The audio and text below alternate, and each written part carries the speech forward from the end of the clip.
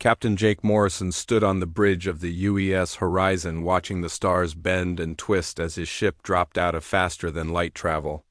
The readings on his screen showed something that made his heart beat faster. 20 massive ships hung in space ahead of them, each one bigger than anything humans had ever built. Their hulls gleamed with strange metals that seemed to shift colors in the starlight. "Captain, we're getting a transmission," said Communications Officer Lisa Park. Her voice shook a little as she spoke. "It's not in any language our computers." "No, but the translation software is working on it." Jake nodded and walked closer to the main screen. The alien ships looked peaceful enough, but their size made him nervous. Each one could probably destroy his ship with a single shot. The UES Horizon was humanity's best exploration vessel, but compared to these giants it looked like a small boat next to aircraft carriers. The screen flickered and suddenly showed the inside of one of the alien ships. Jake found himself looking at beings that seemed impossible. One looked like it was made of living crystal, its body catching and reflecting light in beautiful patterns. Another appeared to be made of pure energy, glowing and shifting like a controlled lightning storm. The third looked like a giant insect but moved with intelligence and purpose. "Greetings, unknown species," said the crystal being. Its voice came through the speakers clear and musical. "I am High Counselor Vexstar of the Galactic Council. Your ships have entered our protected space. State your origin and purpose." Jake straightened his uniform and stepped forward. "I am Captain Jake Morrison of the United Earthship Horizon. We come from the planet Earth in peaceful exploration. We had no idea this space belonged to anyone." The three alien beings looked at each other with what Jake guessed was surprise. The energy being flickered brighter and spoke in a voice like wind chimes. "Earth? We have no record of this world in our databases. How long has your species possessed faster-than-light travel?" "About 50 years, Jake answered honestly. "We've been exploring nearby star systems, and this is the farthest we've traveled from home." The insect being made clicking sounds that the translator turned into words. 50 years? Most species require centuries to develop safe interstellar travel. Your advancement rate is unusual. High Counselor Vexstar leaned forward, his crystal body making soft ringing sounds. "Captain Morrison, we invite you and a diplomatic representative to come aboard our ship. The Galactic Council would like to formally meet your species and discuss integration into our civilized community." 3 hours later, Jake found himself walking through corridors that defied everything he knew about physics. The walls seemed to be made of flowing water that stayed perfectly in place. Lights floated in the air without any visible power source. The artificial gravity felt different somehow, lighter and more forgiving than Earth normal. Ambassador Linda Hayes walked beside him, her diplomatic training keeping her face calm despite the wonders around them. She had been chosen to represent Earth because of her skill with languages and her ability to stay cool under pressure. Right now, Jake was very glad she was here instead of him having to handle this alone. They entered a vast chamber where representatives from 12 different alien species waited. Jake had never imagined so many different forms of life could exist. Some looked like plants that could walk and think. Others appeared to be living metal sculptures. A few seemed to be made of gas held together by invisible forces. "High Counselor." Vexstar gestured to chairs that formed themselves from the floor. "Please sit and tell us about humanity. We are eager to learn about your species and your world." Ambassador Hayes smiled and began speaking about Earth's history, culture, and achievements. She talked about human art, music, and literature. She described cities and farms, mountains and oceans. The alien representatives listened with what seemed like genuine interest, asking questions about human society and technology. Everything went well until Vexstar asked about human history. "Tell us about your species' greatest challenges. How did humanity overcome difficulties and achieve unity?" Hayes paused, choosing her words carefully. "Humans have faced many challenges throughout history. We've had to deal with natural disasters, diseases, and resource shortages. We've also had conflicts between different groups of humans." The Crystal Counselor tilted his head. "Conflicts? Do you mean territorial disputes over resources? Economic disagreements? Sometimes, Hayes said slowly. But humans have also fought wars. Large-scale conflicts involving millions of people and advanced weapons. The chamber fell completely silent. Jake watched as the alien representatives began making sounds he guessed were expressions of shock or fear, the energy being dimmed noticeably, while the insect delegates' antennae twitched rapidly. Wars? Vexstar's voice had changed, becoming higher and more strained. Your species engages in organized violence against your own kind? Hayes nodded, not understanding why this seemed so disturbing to them. Yes, though we've learned from our mistakes. We have international laws now that govern warfare and protect civilians. We call them the Geneva Conventions. The effect of her words was immediate and dramatic. Several of the alien representatives stood up quickly, their various forms showing clear signs of distress. The plant-like beings began rustling their leaves violently while the metal beings made harsh, scraping sounds. Laws for warfare? The energy being whispered. You have rules for killing each other? Captain Morrison realized they had made a terrible mistake, but he didn't understand what they had said wrong. These beings seemed terrified by the simple fact that humans had fought wars in their past. He tried to think of something to say that might calm the situation. High Counselor Vexstar stood up, his crystal body now glowing with harsh red light. This meeting is over. You will return to your ship immediately and leave our space. The Council will deliberate on what we have learned today. As security beings escorted them back to their shuttle, Jake caught fragments of urgent conversations in alien languages. Even without translation, he could hear the fear and panic in their voices. Ambassador Hayes looked confused and worried as they walked quickly through corridors that no longer seemed welcoming.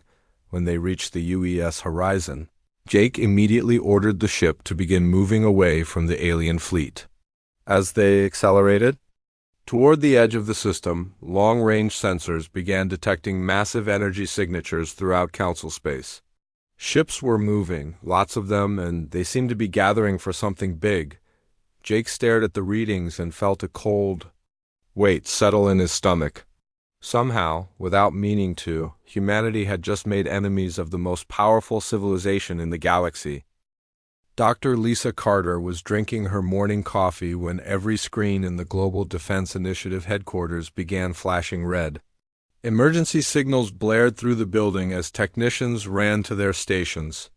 The date was exactly 3 weeks after Captain Morrison's return from first contact and the news he brought had kept Earth's leaders awake every night since.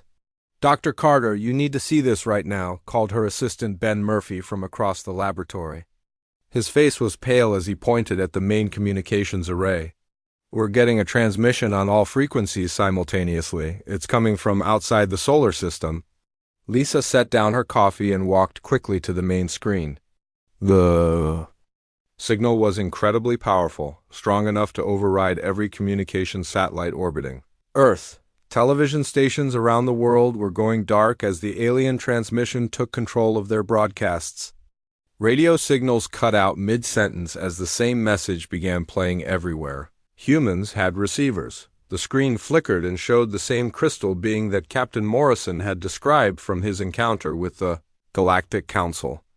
High Counselor Vexstar looked different now, though. His crystal body glowed with angry red light, and his voice carried a tone that made Lisa's skin crawl with fear. People of the planet Earth, Vexstar began, his musical voice now harsh and cold. I am High Counselor Vexstar of the Galactic Council. We speak to you now with a message that will determine the future of your species. Behind Vexstar stood representatives of the 12 Council species. Lisa recognized some of them from Morrison's descriptions, but they all looked different now. The energy beings flickered with what seemed like barely controlled rage. The insect creatures clicked their mandibles in patterns that suggested extreme agitation. Even the plant-like beings rustled their leaves in ways that seemed threatening. Your species has revealed itself to be what the Council classifies as a type Omega threat, Vexstar continued. You are apex predators who have developed beyond the normal limits of evolutionary safety. Your history of organized warfare and legalized violence makes you incompatible with civilized galactic society. General Paul Grant burst into the laboratory, followed by a dozen military advisors and government officials. His face was grim as he listened to the alien message. Lisa had worked with Grant for 5 years studying potential extraterrestrial threats, but neither of them had ever imagined something like this. The Galactic Council has existed for over 2,000 of your Earth years, Vexstar was saying. In all that time, we have maintained peace through understanding, cooperation, and the complete rejection of violence as a solution to any problem. Your species represents a corruption of these principles that threatens the very foundation of our civilization. The transmission switched to show what Lisa assumed were council worlds. Beautiful cities made of crystal and light stretched across alien landscapes. Beings of different species worked together in perfect harmony, their faces showing none of the stress or conflict that marked human societies. Gardens and art filled every space while technology served life rather than destroying it. This is what civilized species achieve when they abandon their primitive violent instincts, Vexstar explained. Peace, prosperity, and advancement beyond your current understanding. But your species has chosen a different path. You have weaponized your intelligence and turned your creativity toward destruction. Lisa felt her heart sink as she began to understand what the Council feared. Humanity's entire approach to problem-solving was alien to these beings. Where they saw cooperation and harmony, humans saw competition and struggle. Where they built consensus, humans made hard choices. Where they sought peace at any cost, humans were willing to fight for what they believed in. We offer your species one final chance at redemption, Vexstar continued. Submit to Council oversight and genetic modification. We will remove the aggressive tendencies that make you dangerous while preserving your useful traits. You will become productive members of galactic society under our guidance and protection. The screen showed images of what Lisa guessed were other species that had undergone this process. They looked peaceful and content, but something in their eyes seemed dead. Their faces showed no passion, no drive, no spark of the restless energy that made humans human. They were alive, but they weren't really living. You have 30 of your Earth days to make your decision, Vexstar said. Surrender unconditionally and accept modification, or face the combined military might of the Galactic Council. We take no pleasure in this ultimatum, but the safety of civilized species requires that the threat you represent be eliminated. The transmission cut off and normal communications resumed. Across Earth, within minutes, every news station was broadcasting emergency reports. Government phones rang constantly as world leaders tried to coordinate a response to something none of them had ever imagined facing: President. Helen Rodriguez arrived at the headquarters within an hour, her security detail struggling to keep up as she strode through the corridors. Lisa had never seen the president look so determined or so angry. The leader of the most powerful nation on Earth was clearly not planning to submit to alien demands. General Grant, what are our options? Rodriguez asked as soon as she entered the command center. Grant pulled up displays showing Earth's defensive capabilities. The numbers looked pathetic compared to what Captain Morrison had described of Council technology. Earth had a few hundred armed spacecraft, most of them designed for exploration rather than combat. The Council commanded fleets numbered in the thousands of ships, each one more advanced than anything humans had built. Militarily, we're outmatched by orders of magnitude, Grant admitted. But Dr. Carter has been analyzing the data from first contact. She might have some insights into Council psychology and capabilities. Lisa stepped forward, her mind racing with everything she had learned about the alien species. The Council's reaction to our history tells us something important about them. They're not just afraid of our weapons or our technology. They're afraid of our thinking. She activated a holographic display showing the biological data Captain Morrison had gathered during first contact. Every single Council species evolved as herbivores or filter feeders. None of them ever developed predator instincts or competitive survival traits. They've never faced the kind of evolutionary pressure that created human intelligence. President Rodriguez studied the data with the intensity that had made her a successful lawyer before entering politics. What does that mean for us practically?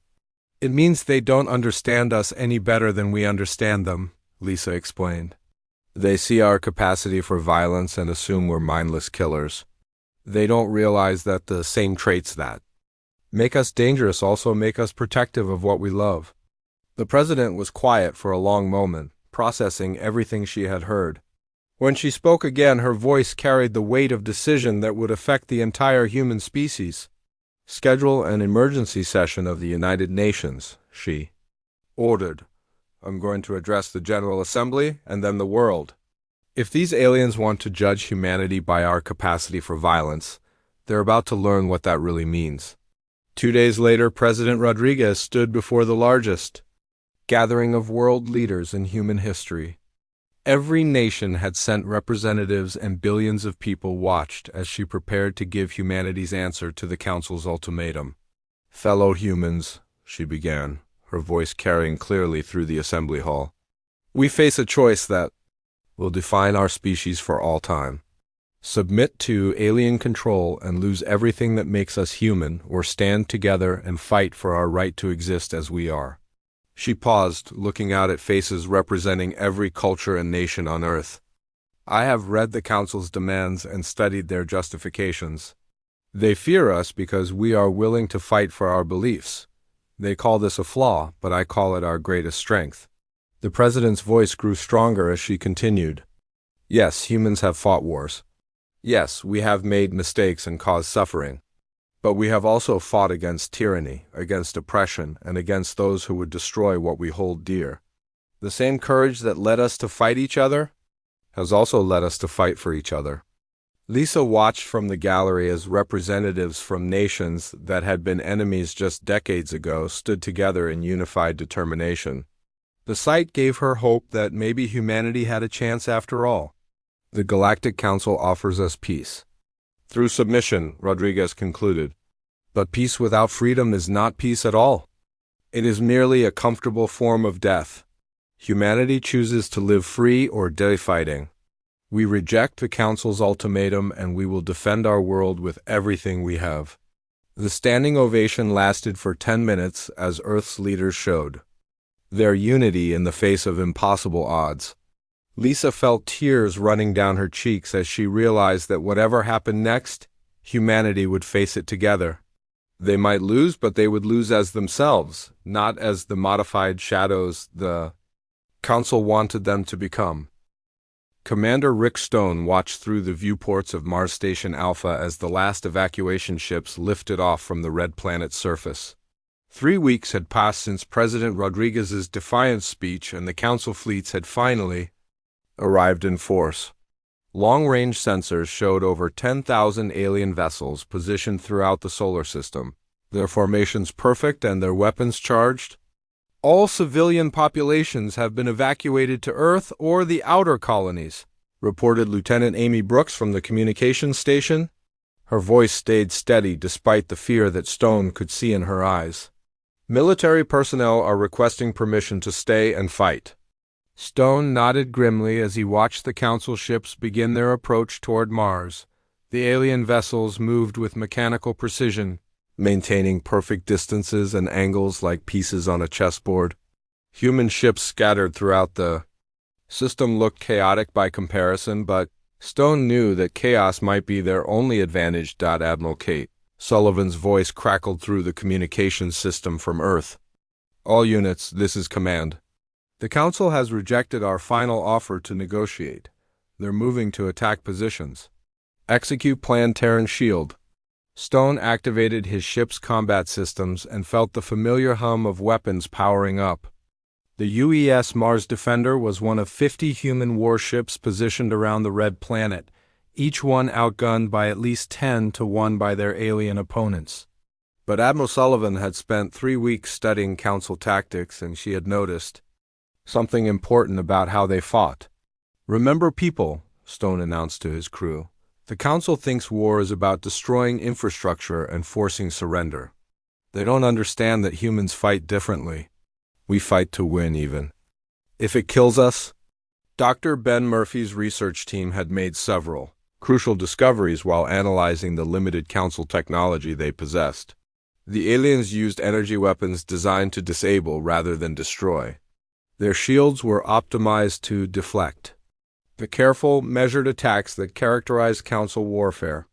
Most importantly, their psychological profiles showed species that had never faced an enemy willing to die rather than surrender. The first Council attack began exactly as Dr. Carter had predicted.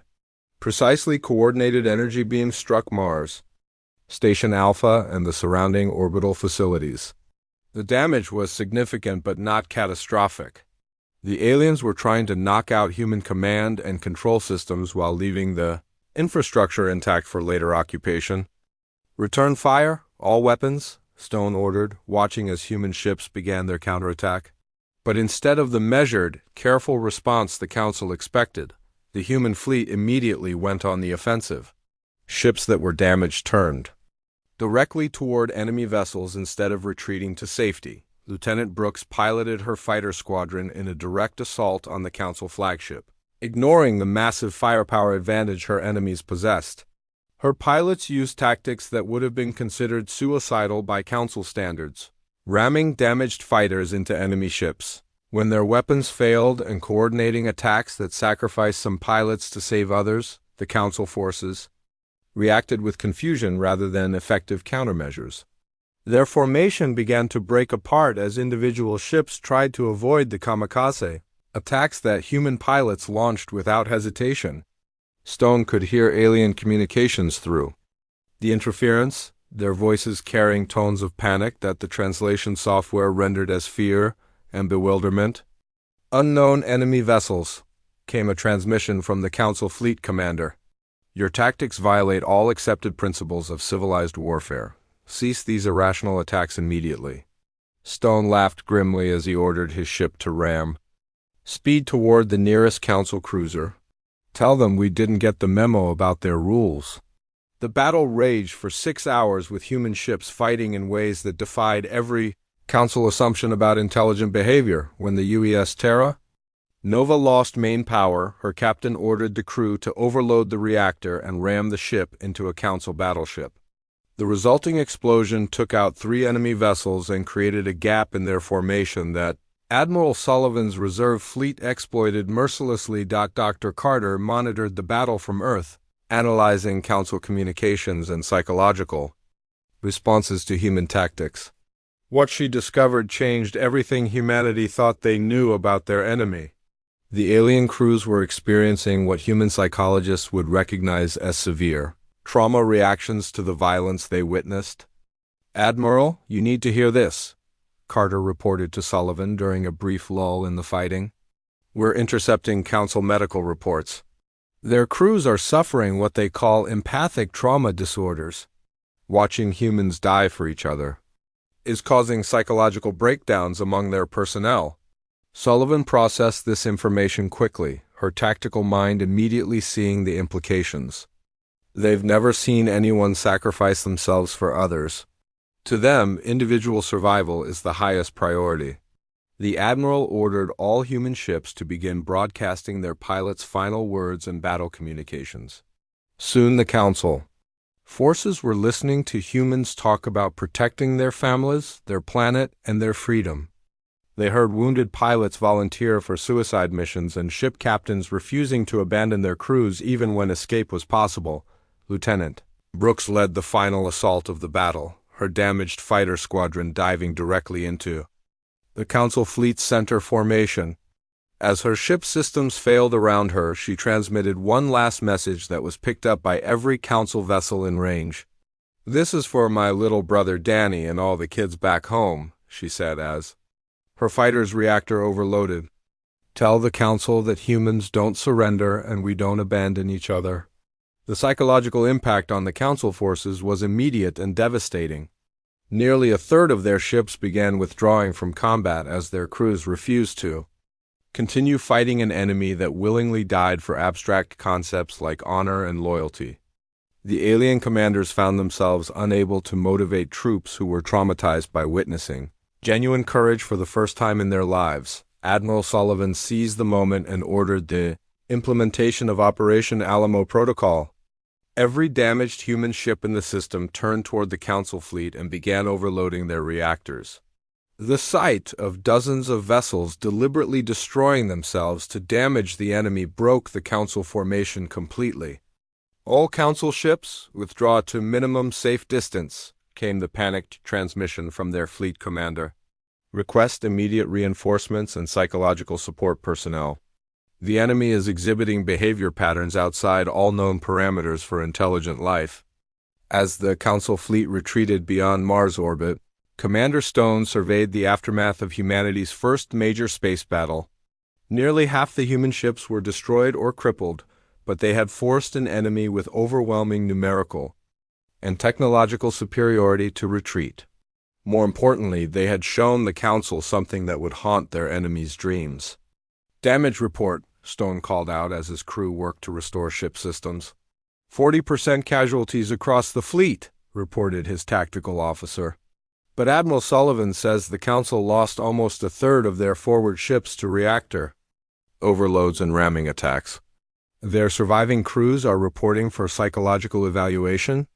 Stone looked out at the debris field where so many brave humans had died defending their home system.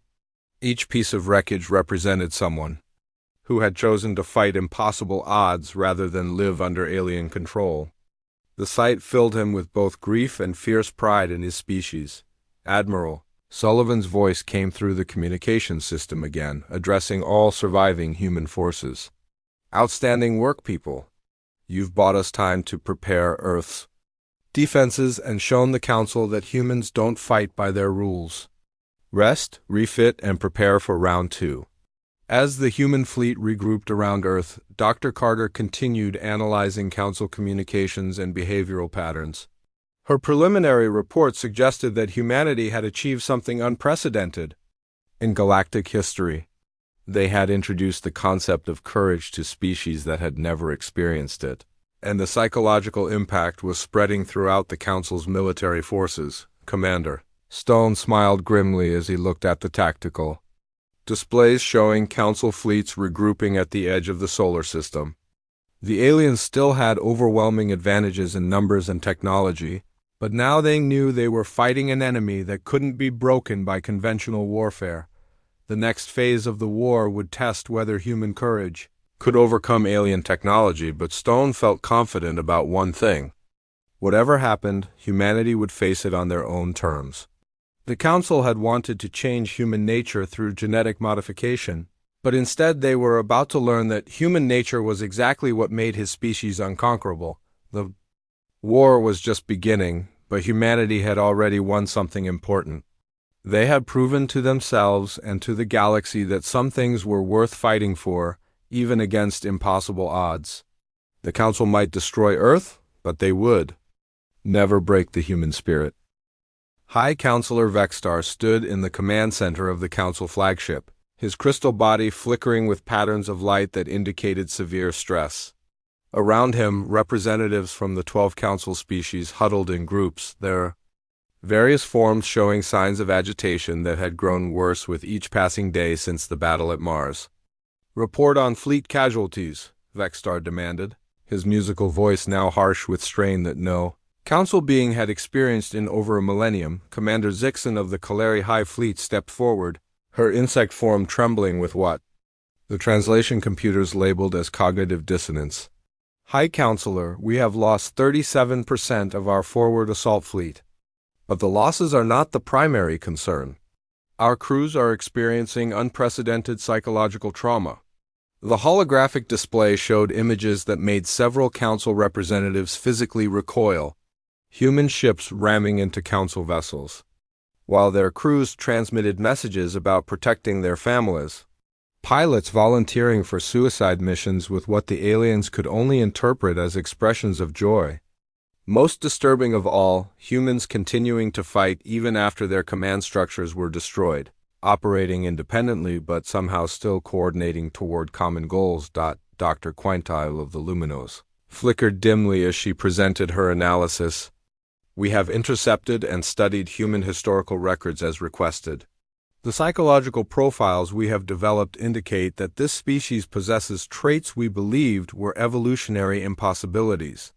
Vexstar's crystal form rang with discordant notes as he processed this information. Explain these impossibilities. They possess something they call courage, Quintal continued, her energy form pulsing with confusion. The ability to act against self-preservation instincts when protecting others or defending abstract concepts. Our psychological models cannot account for behavior that prioritizes group survival over individual survival. The chamber fell silent as the council leadership struggled to understand concepts that challenged everything they believed about intelligent life. For over 2,000 years, council civilization had been built on the assumption that all rational beings would choose personal safety over dangerous action. The idea that humans would willingly die for ideas like freedom or honor was beyond their comprehension on Earth. Colonel Danny White crouched in the ruins of Denver as Council ground forces attempted to establish their first planetary beachhead. The alien troops moved in perfect formations, their weapons designed to stun and capture rather than kill. They had been programmed to expect human resistance to collapse once faced with superior technology and inevitable defeat. What they found instead was a civilian population that had spontaneously organized into resistance cells without any central command. Store owners booby-trapped their businesses before evacuating. Children left behind improvised explosive devices that their parents had taught them to build from household materials. Elderly citizens acted as spotters and messengers, coordinating attacks between groups that had never met each other. "Command, this is Ground Force 7, came a panicked transmission from the Council landing force.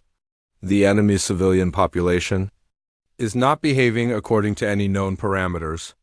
They are attacking our positions despite having no military training or equipment." White smiled grimly as he watched alien soldiers retreat from a shopping mall that housewives had turned into a fortress. The Council troops were trained for police actions and peacekeeping missions, not guerrilla warfare against an enemy that treated every building as a potential weapon and every citizen as a potential soldier. The psychological impact on Council forces was even more severe on the ground than it had been in space. Alien soldiers who had never seen violence before their current mission found themselves facing humans who seemed to view death in battle as preferable to surrender. Medical reports from Council field hospitals described unprecedented cases of what human doctors would recognize as post-traumatic stress disorder. Captain Ron Hayes led a stealth mission to capture a Council research vessel orbiting Jupiter, hoping to gather intelligence that might reveal enemy weaknesses. His team of 12 volunteers knew they were unlikely to survive the mission, but every human military unit had more volunteers than they could use for dangerous assignments. The Council ship's defenses were designed to detect and repel organized military attacks, not small teams of humans willing to use unconventional tactics. Hayes' team approached in a captured asteroid mining vessel, hiding their energy signatures among the natural radiation of the gas giant's magnetosphere. When they boarded the alien ship, the Council crew's reaction shocked the human infiltrators. Instead of fighting back or trying to raise an alarm, most of the aliens simply froze in terror. The few who did resist did so with weapons set to stun rather than kill, apparently unable to use lethal force even against armed intruders. "Please, do not harm us," pleaded the ship's captain, a plant-like being whose leaves rustled with fear. "We surrender unconditionally. Take whatever you need." Hayes found himself in the bizarre position of having to reassure his prisoners that humans weren't going to torture or execute them. The concept of prisoners of war with rights and protections was apparently unknown to Council military doctrine. They expected to be killed immediately or subjected to horrific treatment that existed only in their fearful imaginations. The captured data revealed the true scope of humanity's impact on Council psychology.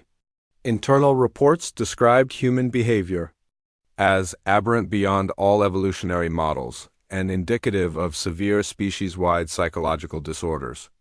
Council scientists were desperately trying to understand how a species with such obvious mental defects had achieved technological advancement. More disturbing to the Council were the reports from their intelligence services about human culture and entertainment. The aliens had discovered that humans created fiction about war for pleasure, wrote songs about sacrifice and honor, and taught their children stories about heroes who died protecting others. To beings who had never experienced these concepts, human culture appeared to be a celebration of insanity.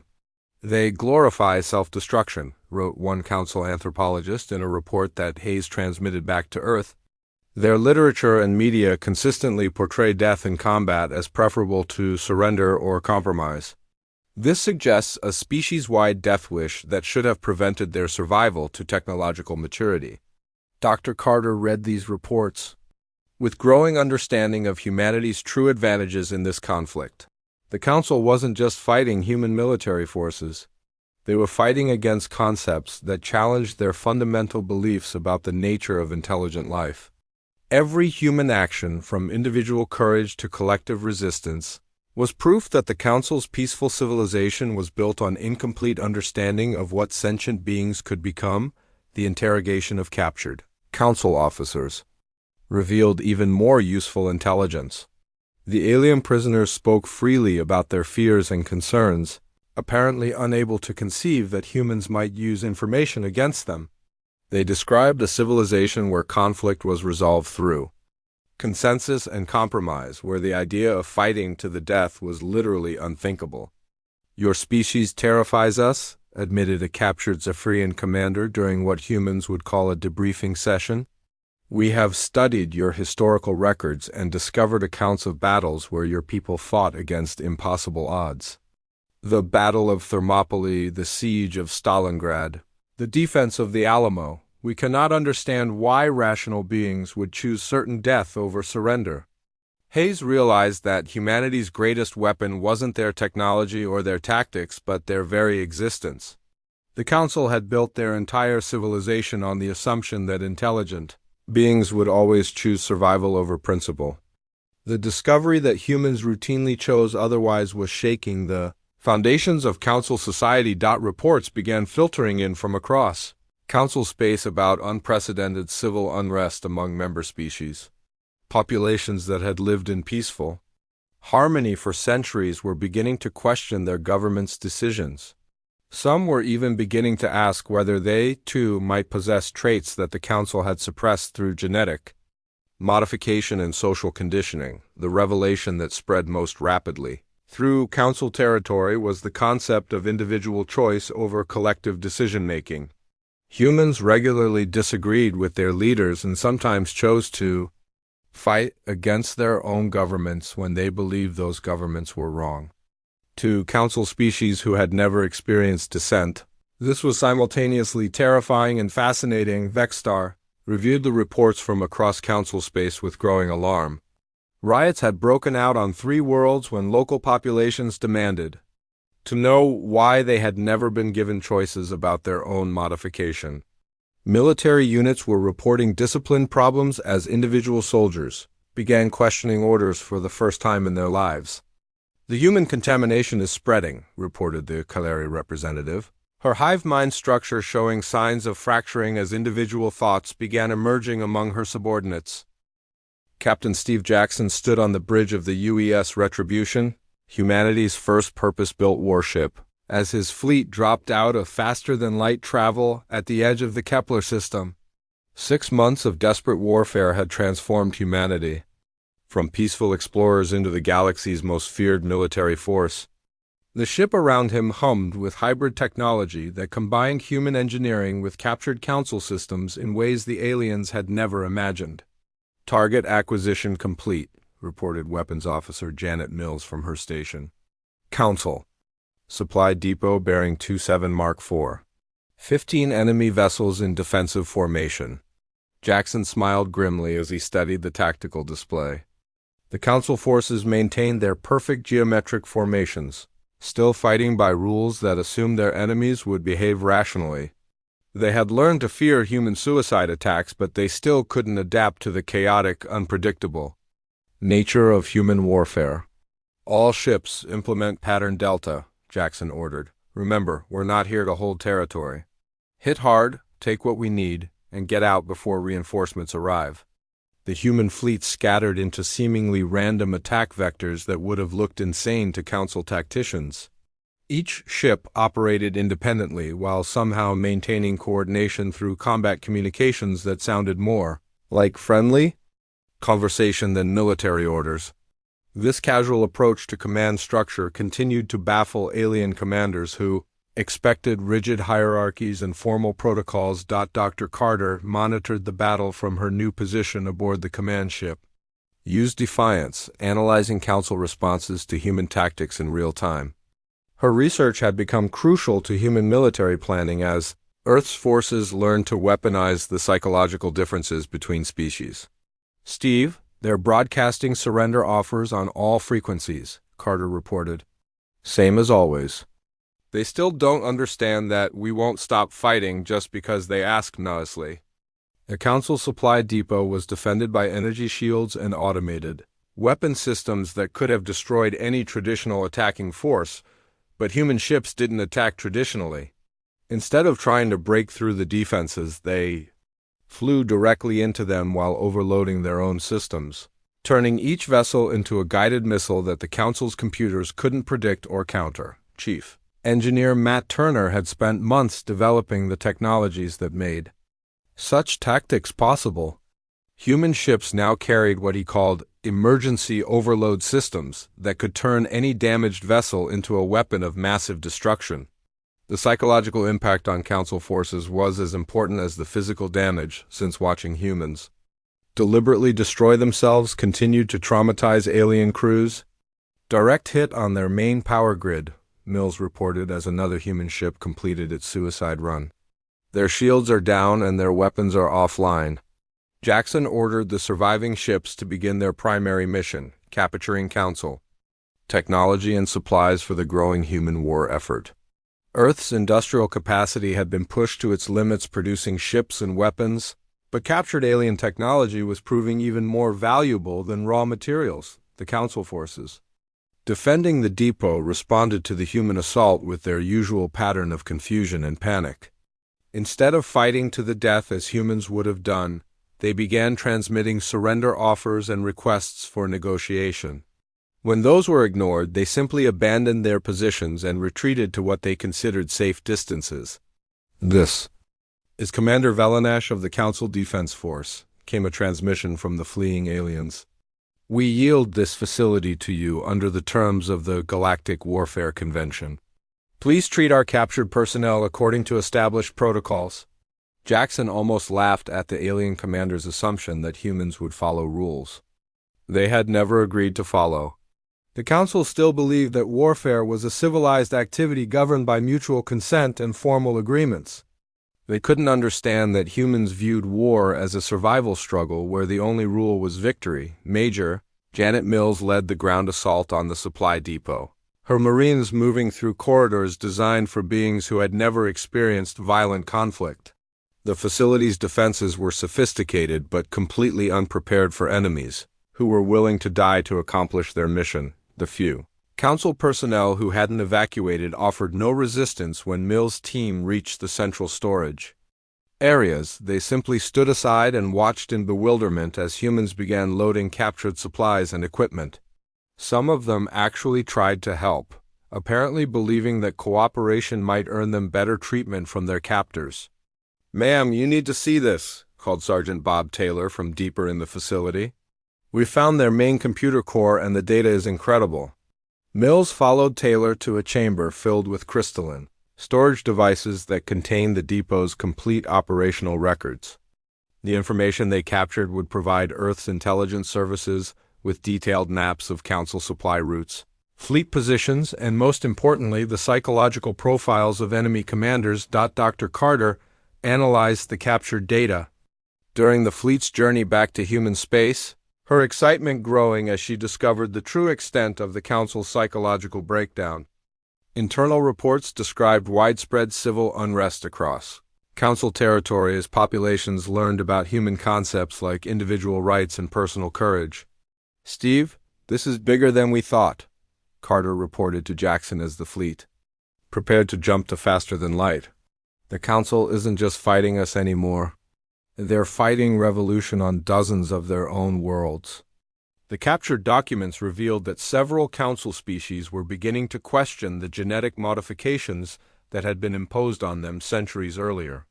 The Kalori hive minds were fracturing as individual consciousness emerged among their populations.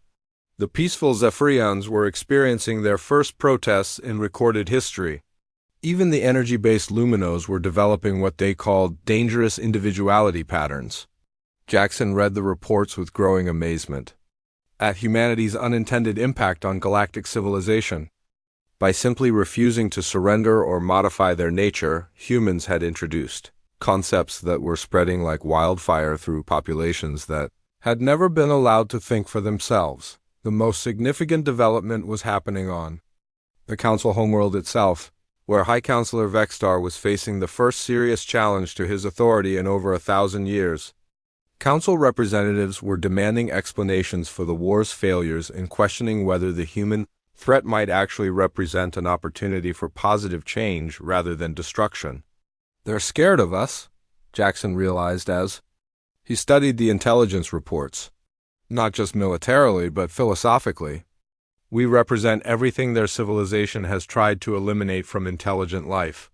The human fleet's return to Earth was marked by celebrations that would have seemed impossible just months earlier. Humanity had not only survived the Council's assault, but had begun winning victories against supposedly superior forces. More importantly, they had discovered that their enemy's greatest strength, their unified, peaceful civilization, was also their greatest weakness. Admiral Sullivan met Jackson's fleet at the edge of the solar system with news that changed everything. Steve, we've been contacted by representatives from non-Council species across the galaxy.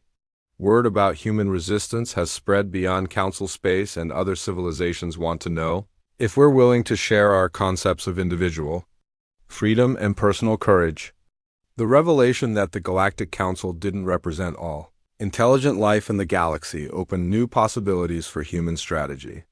If other species had been suppressed or excluded by Council policies, they might be willing to ally with humanity against their common oppressor. Dr. Carter immediately began analyzing communications from these potential allies, discovering that the galaxy contained hundreds of species that had been deemed too aggressive or insufficiently cooperative for Council membership. Many of them possessed technologies and resources that could tip the balance of the war in humanity's favor. We're not alone, Carter reported to Earth's leadership. The Council has spent centuries suppressing or isolating any species that didn't fit their model of perfect peaceful civilization.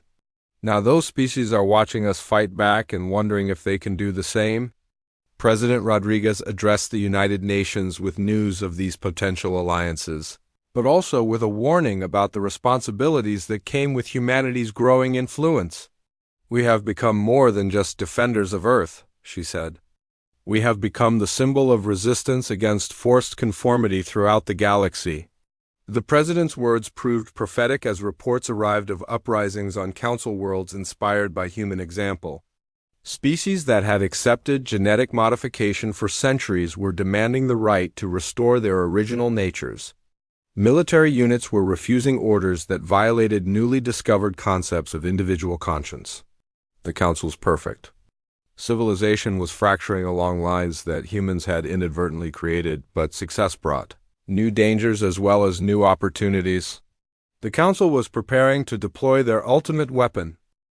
President Helen Rodriguez stood in the command center of the UES Unity, humanity's flagship, as the largest fleet in human history prepared to jump toward the Council homeworld. 8 months of warfare had transformed Earth from a peaceful planet into the center of a growing rebellion that now included dozens of species across the galaxy. The decision to take the war directly to Council space had not been made lightly. "Ma'am, we're receiving final confirmations from our allied fleets," reported Communications Officer Lisa Park. "The Draknari war clans, the Soren Republic, and the Free Kaleri Collective are all in position. Total Allied forces number just over 3,000 ships." Rodriguez nodded, grimly as she studied the tactical displays showing the combined fleet that represented the largest challenge to Council authority in galactic history. Each allied species brought their own reasons for opposing the Council's forced pacification policies, but all of them had been inspired by humanity's refusal to surrender their essential nature. Admiral Kate Sullivan approached the President with the latest intelligence reports from Council space. Helen, our sources inside Council territory confirm that Vexstar is facing a complete breakdown of his government. 7 member species have withdrawn from the Council, and 3 more are in open rebellion. The intelligence was almost too good to believe. The Zephyrians had split into factions supporting different approaches to the human crisis. The Luminos had fragmented into individual entities for the first time in their recorded history. Most dramatically, the Kaleri hive minds had shattered completely, with millions of former drones declaring themselves independent thinking beings. Dr. Carter's analysis of intercepted Council communications revealed the psychological collapse that was driving these political changes. The concept of individual choice has spread beyond our ability to track, she reported. Council populations are experiencing what we might call a philosophical awakening. They're discovering that they can think for themselves rather than accepting collective decisions. The human fleet's approach to the Council homeworld was met not by defensive formations but by scenes of chaos that no one had anticipated. Long-range sensors showed massive demonstrations on the planet's surface as different species demanded the right to determine their own futures. Council military forces were paralyzed by conflicting orders from a government that could no longer reach consensus on basic decisions. "This is High Counselor Vexstar of the Galactic Council," came a transmission as the human fleet entered the home system. "I demand that you withdraw immediately and cease your contamination of civilized space." Rodriguez smiled as she prepared to respond to the alien leader who had started this war by demanding humanity's surrender. "High Counselor, I am President Rodriguez of Earth. We have come to discuss terms for ending this conflict, but we will not be withdrawing," the response from Vexstar carried tones of desperation that the translation computers rendered as barely controlled panic. "You have destroyed everything we built. Our civilization lasted 2,000 years without war, without conflict, without the violence that you represent. Now our people fight each other because of ideas you have infected them with." Captain Steve Jackson led the human diplomatic escort toward the Council homeworld, while Admiral Sullivan's battle fleets maintained defensive positions throughout the system. The sight that greeted them was unlike anything they had expected to find. The perfect crystal cities of the Council capital were scarred by what humans would recognize as civil unrest, while alien populations gathered in massive crowds demanding rights they had never known they possessed. "Ma'am, we're getting requests for landing permission from dozens of different factions," reported the shuttle pilot as they approached the planet. "It looks like the Council government has fractured into competing groups that all claim legitimate authority." Rodriguez chose to land at the traditional Council Assembly building, hoping to find some remnant of unified leadership that could negotiate a meaningful peace. What she found instead was a government in complete collapse as representatives from different species argued about concepts they were still learning to understand. High Counselor Vexstar met the human delegation in what had once been a chamber of perfect harmony but now resembled a battlefield of ideas. The crystal being's normally pristine form showed stress fractures that indicated severe psychological trauma, while his supporting staff displayed clear signs of the fear and confusion that had paralyzed Council decision-making. "You have won," Vexstar said without preamble, his musical voice now discordant with defeat. "Our civilization cannot survive exposure to your concepts of individual rights and personal courage. We formally surrender to human authority." Rodriguez was shocked by the offer of complete surrender, which went far beyond anything humanity had hoped to achieve. "High Counselor, we didn't come here to conquer your civilization. We came to negotiate an end to hostilities and establish mutual recognition of our right to exist as we are." The crystal being's form flickered with patterns that Dr. Carter recognized as profound confusion. "You do not wish to rule us? To impose your violent culture on our populations?" We want peace between our peoples, Rodriguez explained patiently. We want recognition that different species can have different natures without threatening each other. We want the freedom to remain human while respecting your right to remain as you are. The concept of mutual coexistence between different philosophical approaches seemed to be beyond Vexstar's ability to comprehend. For 2 millennia, the Council had maintained peace through enforced uniformity, suppressing any traits or ideas that might lead to conflict.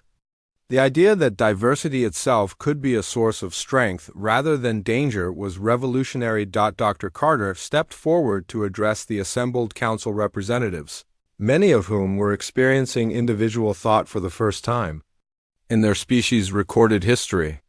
Your people are not becoming violent or dangerous, she explained. They're becoming complete. The traits you removed through genetic modification and social conditioning were part of what made them fully intelligent beings. The negotiations that followed lasted for 3 days as humanity worked with fragmenting Council factions to establish a new form of galactic governance. The old system of enforced pacification was clearly impossible to maintain, but finding a replacement that could accommodate dozens of different species with varying degrees of aggressive or competitive traits proved challenging. General Paul Grant arrived from Earth with proposals for a new galactic defense structure that would protect peaceful species from genuine threats while allowing more aggressive civilizations to express their natures constructively. The galaxy is big enough for different kinds of people, he argued. The key is making sure that strength protects rather than oppresses. The solution that emerged was unlike anything the galaxy had seen before. Instead of a single ruling council, the new Galactic Federation would be organized around mutual defense pacts and voluntary cooperation agreements. Species could choose their own paths of development, while contributing to collective security. Against external threats, humanity's role in this new structure was as unexpected as everything else about the war's conclusion. Rather than becoming galactic rulers, humans found themselves serving as protectors and teachers for species that were learning to think independently for the first time. The same traits that had made them terrifying enemies made them ideal guardians for beings who were still developing concepts of courage and self-determination. Captain Morrison, who had started the crisis with his innocent mention of human warfare, now commanded the first Galactic Defense Academy established on Earth. Representatives from dozens of species came to learn what humans called the Warrior's Code, the understanding that the capacity for violence, when guided by wisdom and compassion, became the foundation for lasting peace. The transformation was not without challenges. Some former Council species struggled with their newfound freedom, while others embraced independence so enthusiastically that they needed human mediation to avoid conflicts with their neighbors. But overall, the galaxy began to flourish in ways that the old Council's rigid peace had never allowed. Admiral Sullivan established patrol fleets staffed by mixed crews of humans and former Council species, teaching alien officers that strength could be used to protect rather than dominate. The sight of Zephyrian crystal beings working alongside human marines became a symbol of the new galactic order that valued diversity over conformity. President Rodriguez addressed the first session of the Galactic Federation from the same chamber, where Vexstar had once demanded humanity's surrender. "We have learned that peace is not the absence of conflict," she said to representatives from over 100 species. "True peace comes from the strength to protect what we value and the wisdom to respect what others value." The ceremony concluding the war took place in Earth's parks, where children from dozens of different species played together, while their parents worked to build a civilization that had never existed before. Former enemies discovered that their differences could be sources of strength rather than division when they were freely chosen rather than imposed by force.